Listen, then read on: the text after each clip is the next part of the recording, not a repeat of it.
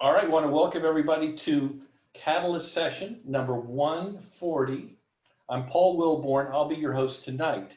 And we're going to be talking to the guy who has been your host for 139 Catalyst sessions. You talk about somebody who has crawled their way through the pandemic. Bill DeYoung has done yeoman's work with this show. Bill, how are you? I'm doing great, Paul. I'm doing great. How are you, my friend? I'm doing good, and I was trying to see which backdrop you might go with. You're going with the Snoopy backdrop. There have been various backdrops during this time, right? In honor of you. Yeah, I discovered that certain backdrops just don't work, depending on which bad haircut I had at which time. Sometimes the backgrounds would make me look like Esquivel or something.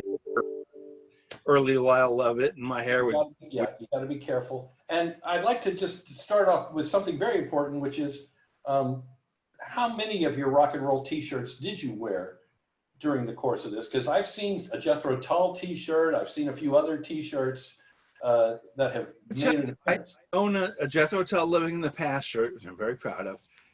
I have a shirt for Cat Stevens' Catch a Bullet 4, which I may have worn a few times. Those are the only two I have. Okay. Catalyst shirt a lot because Joe Hamilton told me I should. You should wear the Catalyst shirt. All right. Well, this is good. Well, I like, this is a classic backdrop. There have been a couple of them, but I think this is good. This is my go-to Catalyst session shirt where I don't look terribly fat, and black is the all-purpose color. So always good. It's always good.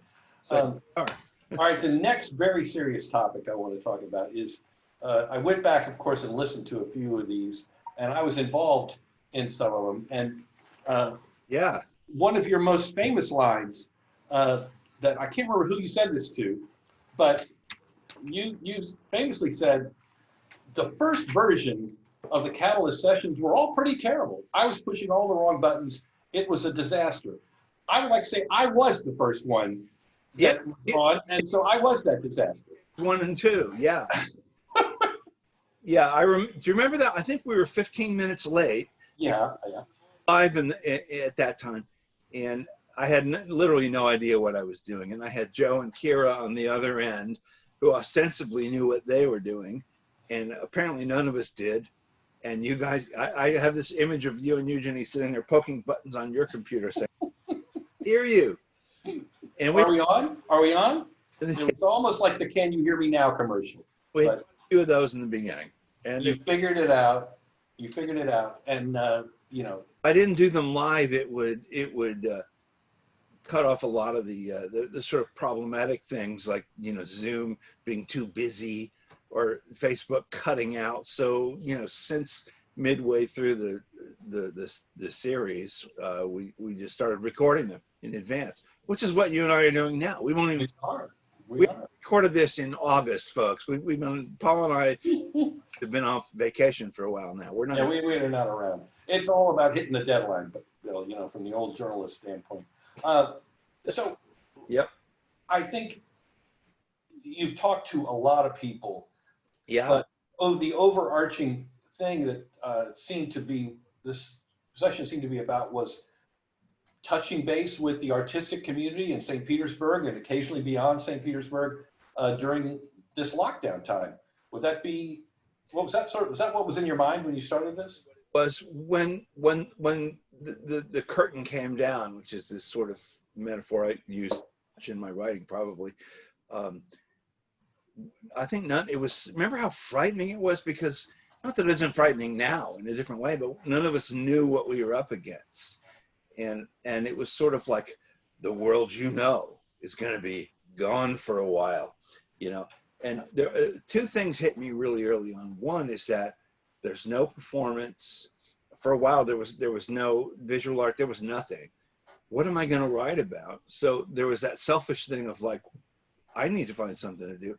And the other thing was that it would be cool to have a sort of what are those old like soup cans with string where you talk like telephones? Something to connect us all.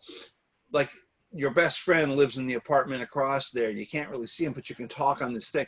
We can communicate, all of us, while we're in our own little rooms. You're in your little room, and Helen Hanson French is in hers, and Bob Devin Jones, and you know, Jane Buckman, everybody, all the they're in their little. But if we connect once a day, it's kind of like saying, hey, we're all still here, and we're all just as scared, and we're all wondering what the hell we're going to do with our art and with our business. And it felt like a good idea from the first day. And I'm so grateful to all the people who stuck through it, through all the technical snafus that marred the early days. Had haircuts.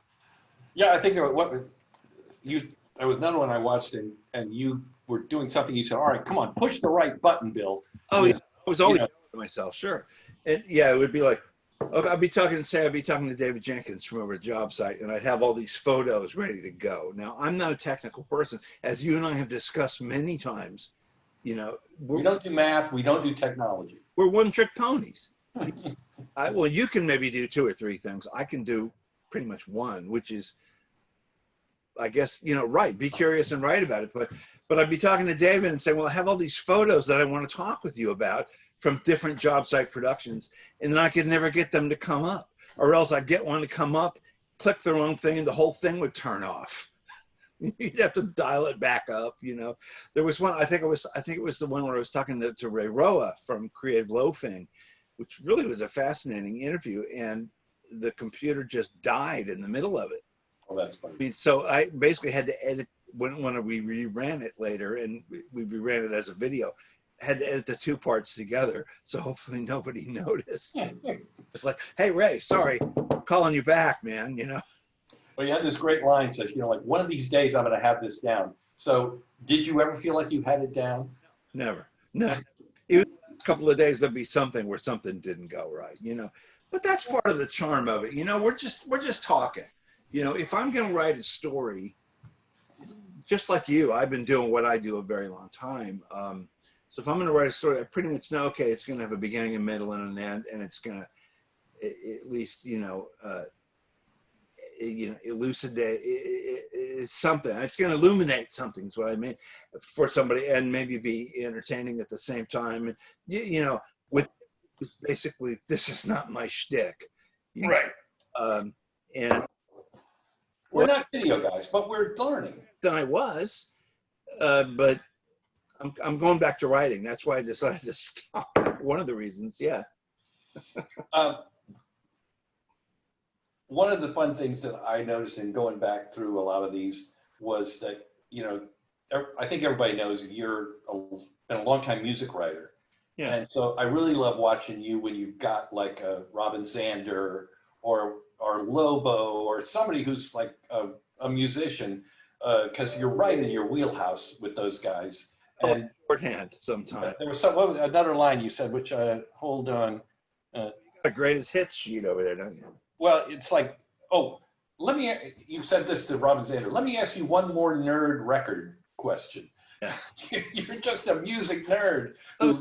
You've got all that information. There's a certain kind of, you know this too, there's a certain kind of shorthand that you get when I've been talking to musicians since I was probably 18. Right. You know, in those days it wasn't as a living, but it started to be eventually. And there's a certain shorthand that you develop with people whose kind of routines and the way they look at life kind of is laid out the way it works. I've started to, and this is one of the happy things about doing the work that I'm doing now, is that I've started to develop that kind of rapport with theater people. And I absolutely love theater people. Musicians, yeah, you know, I don't like the same music I did. Actually, I do like the same music I did, and that's part of the problem. I'm getting into that get off my lawn phase. Come on, kid. But I have always really admired actors and dancers and people like that, and was especially early when I started doing these kind of interviews, thought I was just so clumsy that I was scaring them off. Like, oh, who is this guy? There's a certain way to talk to different kinds of artists. And this has been great for me to hone that a little bit, you know. And to open you up, I think, into some new areas, you know, like a Frank Strunk and metal art, you know, that's not coming from your strong wheelhouse, But when you're talking to Robin Zander, you said, no, but Budokan was before that, and you recorded that, and you did. I don't think you'd researched that. That was in your head. Am I right about these things? About that though is that you know, he knew it too, and he recognized that. You know, Right. sort of like there's a little bit of just shorthand is what I'm talking about. And you know, Greg Billings was the same way. I was never a huge fan of Stranger, but I knew their history, and I've always been someone who's been involved in Florida-based rock and roll. And I think he responded to that right away. It's sort of like we can cut out the bullshit and just talk. Mm-hmm. While understanding that we're still doing something for public consumption. We're not just sort of sitting in a bar yucking it up, you know, whereas You nobody. got that knowledge in your head for a lot of that stuff. Sorry? I stepped on you. You got that knowledge in your head when it comes to music, especially of the era there you were especially working in that world. Well, I've been trying one of the Catalyst sessions that didn't happen. There are a few. Wanted to have on here was my friend Stan Lynch, who was the drummer from Tom Petty and the Heartbreakers for all 20 of the hit making years. And he at the end of the day decided he didn't want to do it for reasons of his own. He's got a really cool new project about to come out.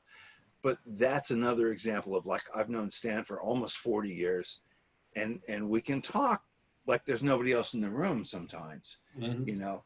So that would have been great. And I liked that, but I also liked challenging myself, you know.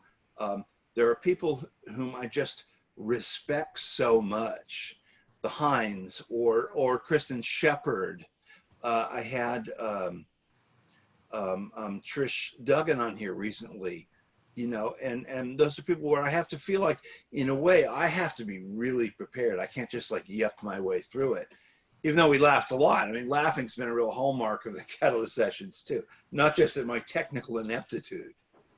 Have you had time? I mean, you're doing this every day to prepare for some of these folks that you haven't really encountered before. I mean, I look down that list. I would have to do a lot of research to be, you know.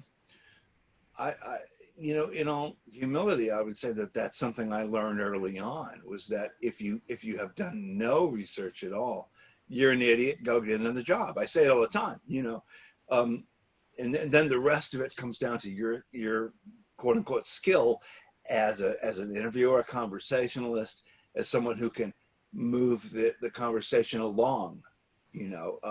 But what's always been most important, first and foremost, every single one of these 139 interviews, was establishing a connection early on. I mean, you can see it in some of the interviews from early days, the middle period, the recent times, that sometimes it takes a little while to get into a rhythm of conversation with people. But I would say in almost every case, it happened. You know, a lot of these people are used to being, you know, asked questions, and some of them, you know, I've spoken to journalists. I spoke to Bob Woodward. I spoke to Cindy Edwards, who just left Daytime. I spoke to Bob Haidt, the great WFLA journalist, and those people they got a bullshit detector mile wide. You know, if your question is stupid, they're deaf. They know how to not really answer you and make you feel bad in the bargain. But that didn't happen. So I was grateful for that. Yeah. It's really been amazing, the list of great people that said yes. And obviously, you know, somebody like a Bob Woodward has got a book he wants to promote, but still coming on, it's been great. Is there any others that got away that you really wanted? I don't think so. I you know, there's some people I've been talking to. I was really happy that our 100th episode was Ephraim Sykes, Right. who never met, and who I'd been kind of trying to track down for a while. And it just, circumstances worked out that I finally, I mean, you know who Ephraim is, and was Tony nominated on Broadway. Oh, absolutely. Yeah, unbelievable talent. That one almost got away, but then when I got him, when I connected through his father, Reverend Sykes, who's a wonderful guy, he was like, yeah, sure, I'll do that. And, you know, and that was another one of those things where here's a guy who gets interviewed a lot, you know, and he is in his own, he's very famous and is about to be extremely famous. More famous, yeah. But couldn't have been more gracious, and was so happy to talk about St. Petersburg, which, you know, like, to me meant so much to him. I mean, I was born and raised here. I was saying, speaking of that, to talk just a little bit about your history in St. Pete, because I know you're a local guy.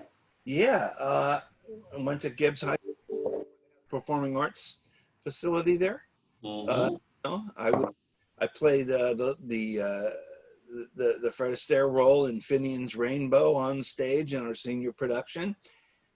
I look at you and I think Fred Astaire. I don't know why. That's, yeah. Yeah, I mean, I don't move like the movie's terrible, and our production was pretty bad too, but we had loads of fun. And my point was that was before anybody had put any money into the performing arts at Gibbs, you know, just kind of the old brick building there we were. We used to play soccer in the dirt field across US 19 from Gibbs. You know, there was no football stadium. There was nothing.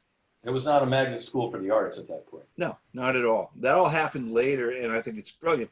People like Carrie Jadis and like Ephraim Sykes and some of the wonderful people that we know from around here who went through that program and really benefited from it. It's been great. I was away from St. Petersburg for, I don't know, 35 or 40 years or something. And when I came back in 2014, it was an entirely different place. You know, another thing you would have heard me say in the Catalyst sessions a lot when talking to folks involved in the arts in St. Petersburg, I'd always bring it around to me at some point or another, because that's the way I am. And I'd say, you know, when I was coming up here in the 60s and 70s, there was nothing. There was nothing. There was nothing. I heard that interview, at least one version. Tumbleweeds going up and down Central Avenue, you know, it was like, you know, the Sergio Leone theme song, you know, that kind of stuff. Nothing. Coyotes in the background, crickets. And I came back and suddenly, look at this place. It's cool. Nobody ever called St. Petersburg cool when I was. No. I worked for the Times and the Tribune, and everybody said Tampa was where it's going to happen. And while Tampa was trying to make it happen, St. Pete actually did happen. And I don't know about you, but St. Pete over there in Temple Terrace and those. Over there, I enjoyed my time. You know, Tampa was my hometown. I enjoyed my time covering issues in Tampa when I was doing it in the mid 80s into the 90s. Have you had fun coming back and writing about the town you're from these days for the Catalyst? That's been a joy because, you know, my early days when I left St. Pete, I wanted to be a rock and roll writer. My mother would say, "Why doesn't Rolling Stone give you a job?" And I'm like, Mom, but anyway, so I had to go cut my teeth and work in newspapers, really working hard and working with some wonderful, wonderful people in Gainesville for many, many years. Right. You know, had my first marriage, raised my kids. And by the time I got out of there and started the second part of my life, which involved, you know, another marriage and looking for different things, I didn't care about being a rock and roll writer anymore. And when I was in my 40s, maybe early 50s, I was still doing that, still covering clubs for newspapers. Oh, no kidding. And you know, I don't know if you know this, Paul, but you know, bands sometimes don't even start until 1 or 2 in the morning these days. I just didn't want to deal with that anymore, you know. Plus, you know, my interest had broadened also. Yeah. I learned so much about the arts and about community and about how community and the arts work together. And I found it fascinating. When we came back to St. Pete in 2014, we were living in Savannah. I was for Connect Savannah, which is the kind of creative loafing up there, and starting to feel a little aged out of doing bands and bars, and really fascinated, drawn by theater and visual arts. And you know, I dare say I matured. I mean, it sounds like some kind of cheese, right? But so I was ready. When we came back to St. Petersburg, there were other reasons why I wanted to come back, but came back here, I was just ready to apply what I had learned over the years to my hometown. The Times, I will tell you, would never hire me. I mean, I tried for years. Hey, give me, did it, and you know, whatever the reason, it's probably a good thing. I learned in the trenches, you know. So when we came back here and suddenly the Catalyst situation opened up, I was just ready to do it here. And the short answer, as opposed to the long answer I just gave you to your question, which is the vintage St. Pete stories that I write have been a wonderful outlet for me to learn about my own memories of this town. Some of which are most of which are bright and happy and wonderful, and learning about the history of what is Jungle Prada, learn about the history of tourism. I wrote Mountain Gardens, yeah. Tiki Gardens and the Aquarium and the London Wax Museum. Although I was talking with Chris Steinecker yesterday, who's writing the introduction for this book we're putting out. Let's talk about the book. We got a book to talk about. It's a book. So and Chris said, I guess Chris grew up here too, and he said, Tiki Gardens, man, it was so boring. It was a place where your grandma took you. And I said, I'm going to admit to you for the first time that I never once went to Tiki Gardens, but I remembered it, and I loved learning about it, and I loved writing about it. And a guy named John Bortles and I, who's a Tiki Gardens expert, he went with me out to the site the city let us in to roam around behind the fence where the remains of the place are. It was fascinating. I felt like Indiana Jones, and then I got to go back and write about it. So that was fun. That's the great thing. I had so much fun writing about my hometown, and I had enough history that when something happened, I could go, yeah, but that 10 years ago or 20 years ago, this happened. Yeah. And it does give you a context that I think you don't get as a national reporter. I used to parachute into towns for the papers to do some big story, but I felt like a stranger in a strange land in a way because I was just an imposter in some way. Yeah. It's funny that one of the stories that I've done, the vintage series, is about 40 stories, and 22 of them are in this book. One of them is about the Suncoast Seabird Sanctuary, and Ralph Heath, right. Full of Ralph Heath.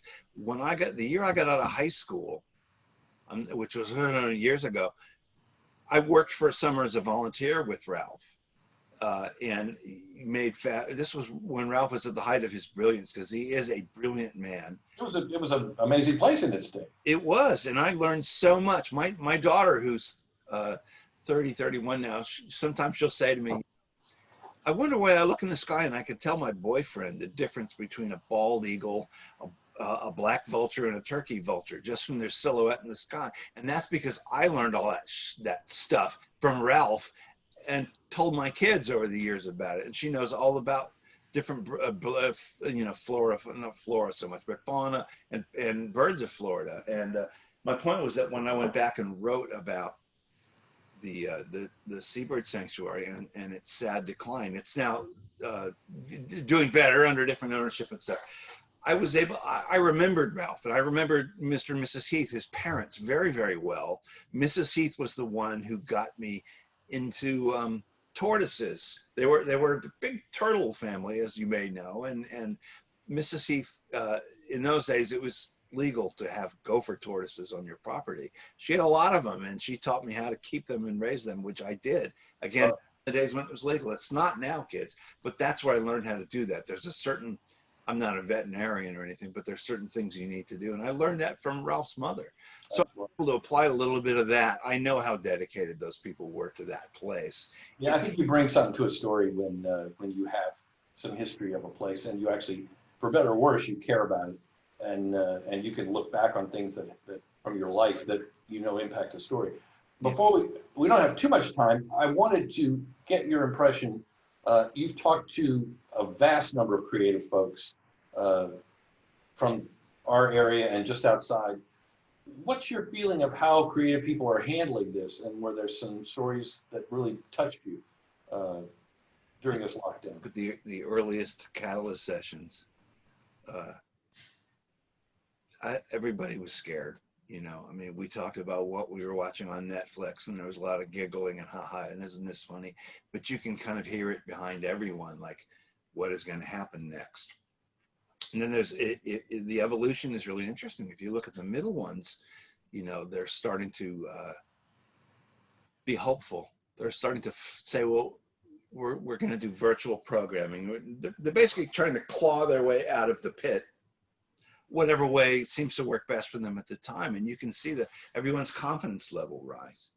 Again and again, the people that I would talk to numerous times, like Carla Hartley or Stephanie Gallart or David Jenkins, for example, you can see you know, their minds are always working, and it was really nice to see a little bit of hopefulness return to everyone. Matthew McGee was on a couple times, again, as we talked about, and the first one, he was maybe the second guest after you. And, okay, yeah, I think he was second. I watched that. Yeah. Well, and he's talking about, I'm having to do auditions online. I don't know what's going to happen, but I'm starting to feel that there is a future. And I spoke to him, you know, for the show that will have aired Thursday when people see this. I don't know, the one about War of the Worlds, and it's almost like, hey, there he is again. And that's because he's gone back to doing what he's good at and what he's passionate about and feeling useful and usefulness. I did get that, especially from actors at times. What am I supposed to do with myself? You know, if we can't perform, that's all I do. Yeah. I make costumes. You know, somebody would say I build sets. Jared Fox from American Stage. What am I doing? You know, it's a visual world. So it was an interesting kind of arc over time to see how, to see hope kind of coming back. Yeah, we had Nate Najar last Saturday Yes. Doing a guitar show at the Palladium, and he stopped in mid-show and just says, I'm so emotional. I can't tell you how incredible it feels to be home playing live in front of people. And, you know, people's lives just got taken away, especially in the creative world. We've suffered the most, I think, you know, because of our livelihood has just been snatched. Yeah. All the things we do that makes our world. Yeah. You know, applause and appreciation, I think, is validation for a lot of people. And, you know, in visual artists like to make sales, and, you know, basically it's a show and tell business, you know, not even coming into the economics of the whole thing, which is another discussion entirely. But no, Nate and Daniela were on, I think, twice on the Catalyst sessions, and you know, playing virtually is not the same thing. Mm-hmm. You know, like Rob Astori and Rebecca Pulley, you know, be sitting on the couch and playing, they sound great. You know, or I had Ken and Andrew from Sister Hazel on, you know, mm-hmm. from out of town. It was one of the out of town ones. And they sounded great, but at the same time, you can sort of tell that it's not really the same for them. But I was just glad that we were able to be there and connect everybody. One thing you haven't asked me, I don't know what your time's looking like, but why we're ending. You know, I actually am curious. I mean, I kind of thought maybe you talked to everyone twice, but why are you ending? See, you asked, you didn't know the answer. Well, it just seemed like time. It seemed like the right time, and I think for one reason, yeah, we were starting to repeat, which was fine. You know, we weren't repeating every day. I mean, there were the last couple of weeks, it was 5 new people each, you know, for the whole week. So it was starting to I don't think that was a factor so much as, are we still contributing, you know, to get up and move around and do things. And I think it had lived its life. Its you know, sense of purpose was kind of done. And the other factor, as I mentioned before, is that suddenly there are more things to write about. You started putting shows on again. God, I got to write about them, you know? So I just this week or last week started doing that, your weekend arts forecast again. Right. Right about, yeah. You know, and plus, you know, the narrative was getting, it's COVID. What are we doing? It's awful. It's like, I don't want to keep repeating that narrative over and over again, because I think we are, wherever we are in COVID, I think we're coming around another corner. Let's keep the Catalyst sessions as something we did when we really needed it. Right. And I don't have a lot of time anymore. You know, I do a lot of editing here at the Catalyst. I edit all the podcasts and stuff. And I was, you know, I'd be working on something and suddenly I have to stop because I'm going to record at 2 o'clock and I have to take at least a half an hour and refresh my research, and, you know, and then processing the videos and getting them on YouTube. It was just time. I just wanted to say that really for anybody who's watching, that nobody sort of said, hey, Bill, you suck, get out, we're tired of you. Although maybe you were thinking that. I wasn't thinking that, but I was thinking, I do think the scenario needs to change a little bit. Yeah. Even though we're still dealing with a pandemic and still dealing with a lot of things. I mean, it's very hard for us to put on a show still, and we're still constricted. But I think that initial mindset, we maybe moved beyond some of that. Yeah. I do think you ought to think about keeping this format. Occasionally, the conversation on Zoom, I think, is a good format for I love meeting some of the people that I kind of thought I knew, but once I heard you talk to them, I learned a lot more about them. So I wouldn't get rid of the format, but maybe you don't need to be doing it in quite the same intensity. Maybe a couple of times a month, I wouldn't mind seeing an interview show. And I'm always available, Bill, if you know. Oh, you're first. And if you remember when we hit 30 shows, you were 32, and But you're going to be. I love meeting these people. Go ahead, I'm to cut you off. I was just going to say you were going to be number 100 too, but I heard from Ephraim Sykes, and I thought, yeah. Ephraim needs a little. I can't take all the glory. Ephraim needs a little glory. He's got a talent. He's got some talent.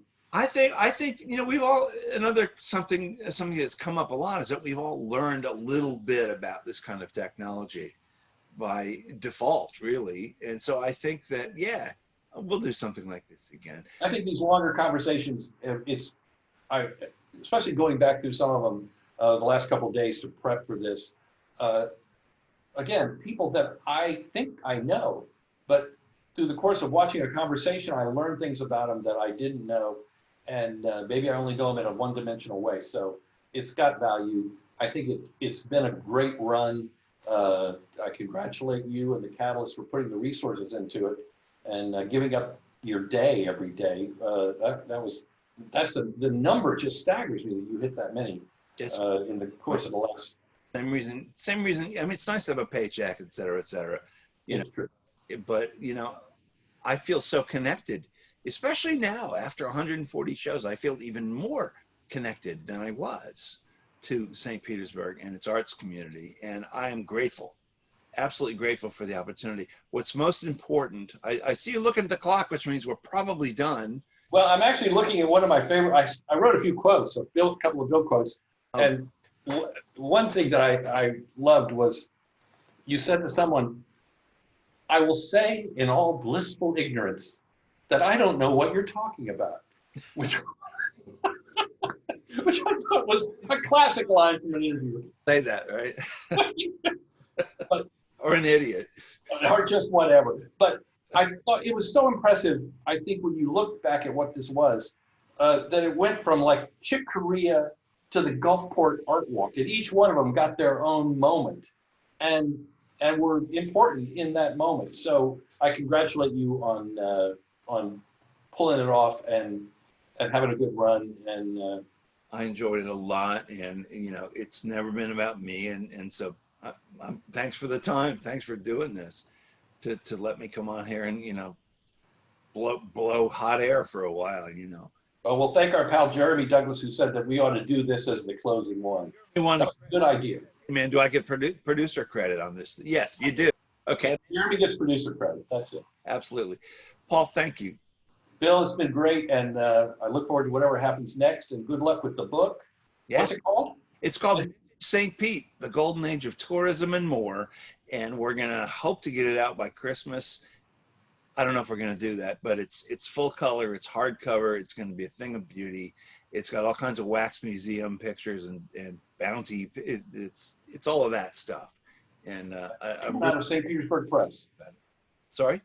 Coming out of St. Petersburg Press. St. Petersburg Press, that's exactly right. You like that press. Hey, Bill, good luck and everything. Have a great weekend.